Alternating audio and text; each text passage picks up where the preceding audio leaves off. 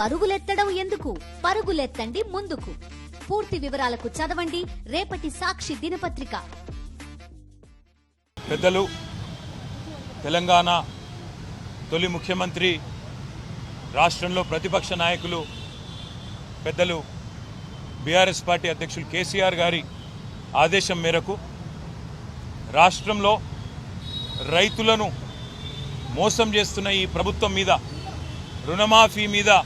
రుణమాఫీ పేరిట మోసం చేస్తున్న ఈ ప్రభుత్వాన్ని ఎండగట్టే క్రమంలో ప్రజాస్వామ్యబద్ధంగా నిన్న రాష్ట్రంలోని అన్ని నియోజకవర్గ కేంద్రాల్లో, అన్ని మండల కేంద్రాలలో శాంతియుతంగా ప్రజాస్వామ్య పద్ధతుల్లో మా పార్టీ నాయకత్వం మొత్తం కూడా నిరసన కార్యక్రమాలు చేపట్టింది.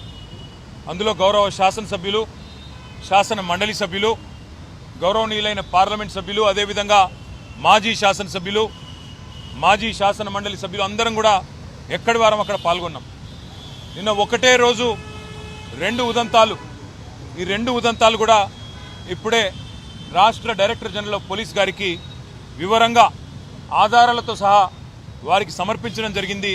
వారికి కొన్ని వీడియోలు కూడా చూపెట్టడం జరిగింది. నిన్న సూర్యాపేట జిల్లా తుంగతుర్తి నియోజకవర్గం తిరుమలగిరి కేంద్రంలో అక్కడ మా మాజీ శాసనసభ్యుడు తమ్ముడు విద్యార్థి నాయకుడిగా తన జీవితాన్ని ప్రారంభించి అంచెలంచెలుగా ప్రజల ఆశీస్సులతో 2 సార్లు శాసనసభ్యుడిగా ఎన్నికైన సీనియర్ నాయకుడు తమ్ముడు గ్యాదర్ కిషోర్ గారి నాయకత్వంలో ఆ నియోజకవర్గ రైతాంగం ప్రజాస్వామ్య పద్ధతుల్లో దాదాపు ఒక 500-600 మంది గుమిగూడి శాంతియుతంగా ట్రాఫిక్కి అంతరాయం కాకుండా, ప్రజలను ఇబ్బంది పెట్టకుండా కేవలం నిరసన చెప్పే క్రమంలో తమ కార్యక్రమం తాము నిర్వహిస్తూ ఉన్నారు.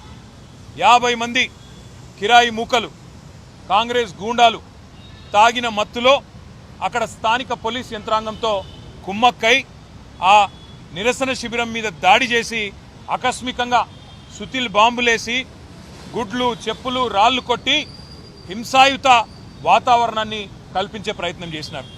మా వాళ్ళు నిజానికి కనుక తిరగబడితే నిన్న 50 మంది కాంగ్రెస్ మూకలో, కాంగ్రెస్ గూండాలలో ఒక్కడు కూడా మిగిలేటోడు కాదు. కానీ హింస ప్రజాస్వామ్యంలో హింస సమాధానం కాదు కాబట్టే మా వాళ్ళు గమ్మున ఉన్నారు. నిన్న దుర్మార్గం ఏంటంటే పోలీసు వాళ్ళు స్వయంగా, స్థానిక పోలీసులు ఆ నిరసన శిబిరం యొక్క టెంట్లు కూడా వాళ్ళు కూల్చేసి ఆ గూండాలకు వత్తాసు పలకడం ఏదైతే ఉందో, ఇది రాష్ట్రంలో నడుస్తున్న రేవంత్ రెడ్డి అనే ఒక పిరికి పంద పరిపాలనకు ఇది సంకేతంగా, నిదర్శనంగా మేము అనుకుంటా ఉన్నాం.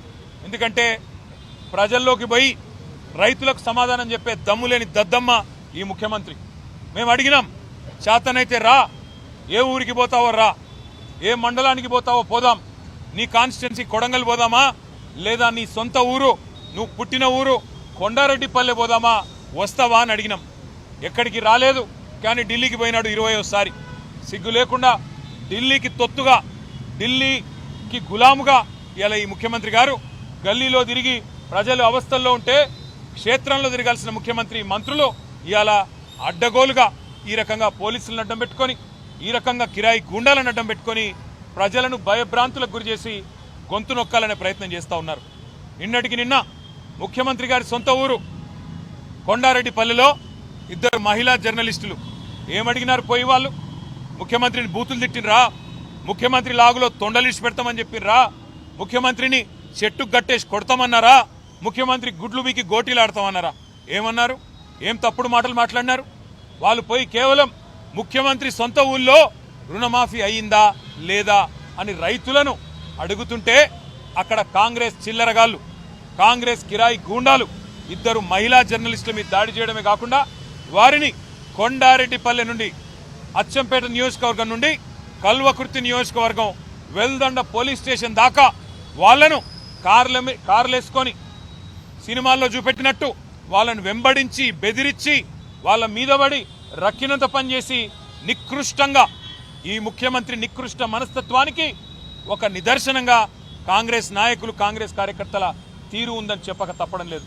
వాళ్ళు నేను అడుగుతా ఉన్నా, ఏం తప్పు చేసినారా 2 ఆడబిడ్డలు? వాళ్ళిద్దరికీ ఇవాళ ముఖ్యమంత్రి గారికి క్షమాపణ చెప్పాలా?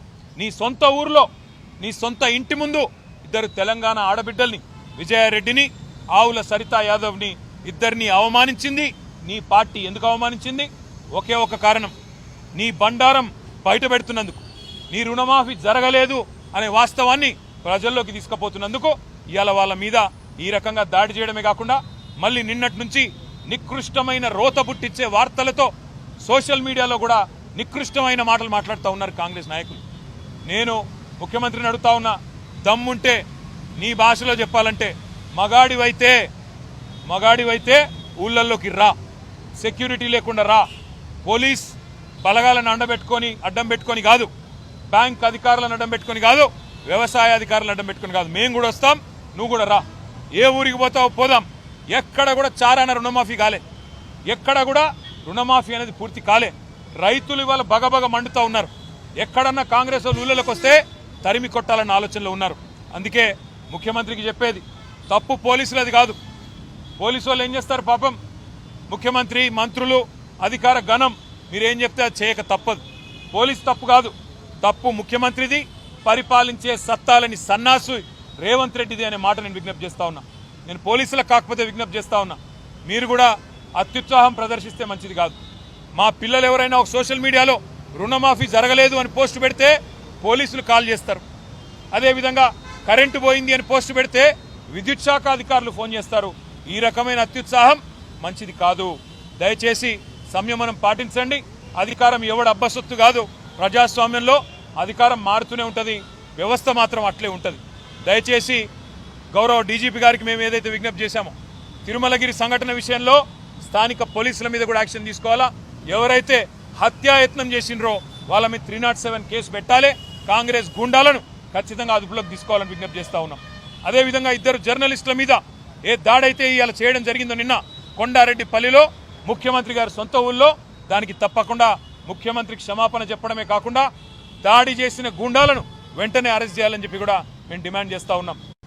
దానికి నిరసనగా రైతులు రోడ్ల మీదకి వస్తున్న సందర్భంలో రైతులపైన కూడా కేసులు పెట్టి భయపెట్టించే ప్రయత్నం చేస్తున్నప్పుడు రైతులకు మద్దతుగా ప్రతిపక్ష పార్టీగా మన బాధ్యత, మనం రైతుల వెంట నిలవాలి, రైతులు ప్రజలు మనకు ఆ బాధ్యతను ఇచ్చిండ్రు ప్రధాన ప్రతిపక్షంగా అని చెప్పి కేసీఆర్ గారు ఇచ్చిన పిలుపు మేరకు నిన్న రాష్ట్రమంతటా కూడా శాంతియుతమైన పద్ధతుల్లో ధర్నా కార్యక్రమాలు నడుస్తున్న సందర్భంలో మరి సూర్యాపేట జిల్లా తిరుమలగిరిలో అక్కడ తుంగతుర్తి మాజీ శాసనసభ్యుడు కిషోర్ గారి నేతృత్వంలో ఒక శాంతియుతమైన పద్ధతిలో రోడ్డు పక్కన టెంట్ వేసుకొని ధర్నా చేస్తూ ఉంటే పోలీసులు, కాంగ్రెస్ పార్టీకి సంబంధించిన కొద్దిమంది గుండాలు కలిసి దాడి చేసి టెంటును కూలగొట్టి కార్యకర్తల మీద దాడి చేసి రాళ్లతోని, కోడిగుడ్లతోని, స్మృతిని బాంబులతోని చేసిన ఆ దుర్మార్గం, దాంట్లో పోలీసులు కూడా భాగస్వాములై టెంటును కూలగొడుతున్న విషయం వీడియోలలో స్పష్టంగా కనిపించింది.